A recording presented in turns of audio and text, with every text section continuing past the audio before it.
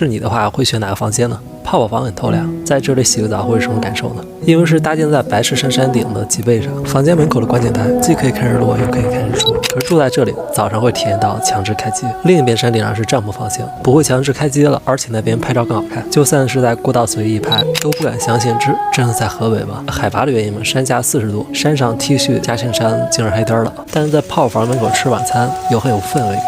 那你会选哪个呢？住在这儿会送门票，还有来回的缆车票，短短几分钟就从夏季到了秋天。因为说第二天想去打卡山里的悬崖咖啡厅，被特别提醒了记得吃早餐。至于为什么给这么大量，我也是后来才明白，这里的路全是这样依山而建的。不过只是看起来吓人，实际并没有不害怕。而且山间的玻璃栈道，其实你现在看到的画面，我也是后来才看到，因为当时只顾着不要向下看了。同一个地点，在这里不同天气又是另一番景象。阴雨天你会看到连绵不断的云海在山间蔓延，你更喜欢哪一种呢？最后是3条路线，看日出日落的话，记得带羽绒服啊。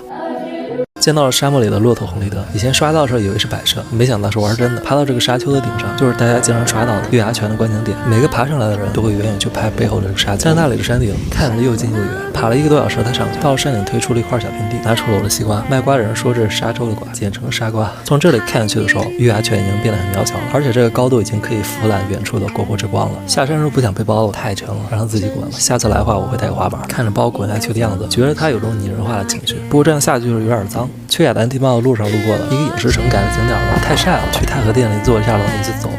后来路过了阳关，就是西出阳关无故人的阳关，那儿真的没人。雅丹地貌是那条路的终点站，它和丹霞地貌的不同是，雅丹是风蚀形成，丹霞是水蚀的。夜市里的杏皮水和土特产的干粮买了，后来觉得只有这种面好吃，就去多买了点，然后花了1个中午的时间去寄给了远方的朋友们。后来吃拌面的时候，和拼桌的3位阿姨分享我觉得好吃的那个沙刀饼，然后他们夹给我吃我们谁的点的沙桶炒蛋。如果想买杯这样的奶茶的话，要去爱干净的书店，那儿1楼是个文创店，种类挺多的，但是希望你不要像我一样，只是去2楼买个奶茶就走了。告诉你一个可以花小钱装大杯去马尔代夫的方法，就是花不多少钱，不会英语也行。好了，先把自己国的出境卡填了，然后买完机票再去这儿把人家国这个也填了，拿完行李一拐弯那个地方到这儿可以换钱，然后再走一点就看到这个，这是免费的领电话卡，到时候连上机场的网，扫电话卡背面2码，然后自己充流量就可以了。如果你是傍晚到的，去逛逛机场岛的夕阳，一会儿去了城区日落肯定没这儿好看。门口旁边小岛屋是抽烟的，你乱抽再让罚着款。坐船的话出门向左转，看到这个小房子去买船票去城区，你要没换钱的话就亏了，每进话1刀，当地钱的话就10块，也可以打车去市区。现在市区到这儿有大桥了，大桥嘛，还是咱们以前城区怎么来挺闹腾着，满大街都摩托车，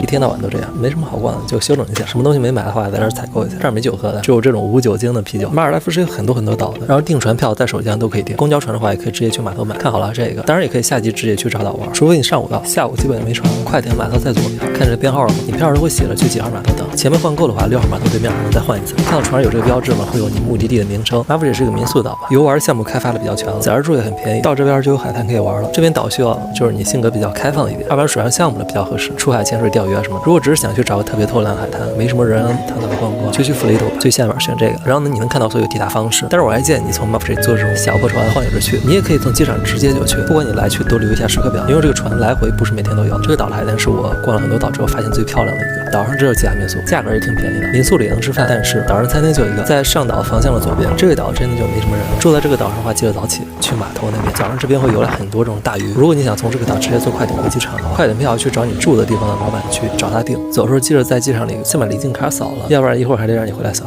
这个周末决定不做懒惰虫了，所以太阳升起的时候我也起了床。学着大爷背着手去逛早市。这个是干什么用的？驱蚊子。家人们怎么说？零添加，无化学成分，纯植物驱蚊。老板，我要这块，这块我自己切了，我真切了，我自己切了，我自己切了。兰州的水果真的好大，让广西老表看了都会觉得好大哦。逛完就吃了个牛肉面，你不要看师傅五大三粗的，阿伯说要再来一点辣子，没想到真的很有耐心。不说话就是真的加一点。后来去的朋友说了村的一个照相馆，有人吗？是用这种老相机拍的，但是到了之后我才知道原来是拍黑白的。但来都来了，黑白就黑白吧，说不定以后用得上呢。兰州真的好难打车呀，坐公交车害怕不敢坐，因为我有交通工具瞌睡症，上车就认睡，我怕别人用逼斗叫醒我。后来在那个搞笑博物馆下的车，本来是不搞笑的，但里边很多的文物挺搞笑的，尤其马达飞燕，我记得课本里以前不是这种状态。出门时候卖青稞米的大姐想急着下班，非要全卖我。后来打车师傅问我为什么买这么多，我就说了嘛，结果他说小伙子傻。那是小伙子事儿呢。在一个神奇的油温馆下车，里面的油温馆外面有人点火，就真的没有带烤，全是带烧。这是烤篮子，在兰州吃的烤篮子。本来是想吃这个土豆片的，太晒了嘛，找个地方站，然后发现这里边还有一家。咱就是说，这种开店方式的话，是怕别人找到吗？看这份了吗？不是我的，这份要吃了，我就交代这样的。要不是因为昨天来拉萨没吃完饭，要不然今天我不能起这么早。早知道少辆电动车来吃饭了。你看人家还能兜个风呢，数不清在这里吃过多少次饭了，饭卡还是不认识。我点的咖喱土豆居然是盒饭，我惊了。但让我更惊讶的是，每个人吃完的饭都要端来给我看一下。我是真的不想看。哎呀，昨天饭少吃了，但是也没少拉。我现在就是一个吃饱了没事干的人，没事干。之后我把不公的姿势带到了机场，回到成都发现家里被给楼体外强做面子工程的渣男民工踩坏了我吃饭的家伙，于是我给他立了个牌子，等他明天再爬来的时候，希望他不要说他不认字。早上我快到机场，告诉我这次出差要花我自个儿钱，这不是闹吗？然后我就很识抬举的给自己降了个舱。魔镜告诉我谁是世界上最帅气的男人。群啊，早餐的标准也降低了。给大家看一看我开心的表情。我正在候机，我看见飞机冒烟了，反正我也不做指甲，人家要做的是迪士尼。我给大家表演一个土狗吃飞机餐，你们这些高级的人肯定用勺子吧？哈，我不用，我土的快乐。我画了光，你是不是不知道什么意思？等一下，可爱吧？然后看了一路免费的景点，就下地了。到底是拉萨来次数太多了，要不然就是出于男人的新鲜感过得比较快。司机叽里咕噜说一路我也听不懂，要不然你试试。搬完砖的时候都后半夜了，酒店空的我这么大胆的人都觉得有点吓人。11点醒来，布宫广场吃个饭，都亮灯，但是都不开门。在布宫看了半天星星，我也没有高级相机，没法给你拍下来看。今晚是注定没饭吃了哟，没饭吃了哟，我的小宝贝儿。这是我的另一副面孔，准备好了吗？3、2、1，走啊！故事开始了。我要找一个好看的无人之境，说白了就是一个没有人烟的野地。穿山越岭我也没有开导航，总期盼着它就在下一个山头之后。有时候觉得一个场景是可以的，我要是在这里拍的话，我们可能会互相打扰的。后来顺着小路一路上山，是发现了一个好地方，但是人类的痕迹太重了，就在路边吃了饭就回家了。第二天决定换个方向，跑得远一点。风好大呀，有没有看到风？说好了是跑得远一点，结果是跑得高一点。车呢很调皮，他总是时不时的停下来玩会泥巴才走。我说了呢，他也不听，毕竟呢他能玩的地方真的太多了啊！这天真蓝啊，这雪真白啊！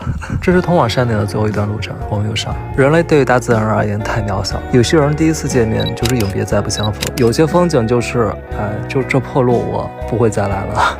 所以这个场地就取消吧，太冒险不好。我也不是每天都那么闲可以出去找场地，我还是要工作，要养活自己的。这是我拍摄用的桌椅板凳小锅，都到了。我现在要把行李都搬到车上去，这样明天早上我能轻松一点。我出门时候月亮还在天上，服务区都没有开门。中午的时候在海拔4000米左右的川藏线上穿梭着，看到什么都想吃，但是又懒得下车，真香。好困。我不下车是因为我要保存体力，因为一会儿还要拍广告。拍完之后我1秒都没有多想，我只想回家。别人以为我在玩，我真的一点都没玩。回成都时候发现电脑好像高反了，我带它去太古里修了。排队时候无聊，我就在问自己要不要买这个键盘，但是修不好了，我要换新的了。很多人说我冷漠，我真的是连打一个标点符号的时间都没有。我刚收通知说家要拆了，就大过年了。家没了，但是家在一天呢，就还是家。我真的不是心态好，我就是心大，我觉得无所谓。毕竟我知道明天还有新的意外等着我呢。我不知道你们怎么看待明天，但是我很期待。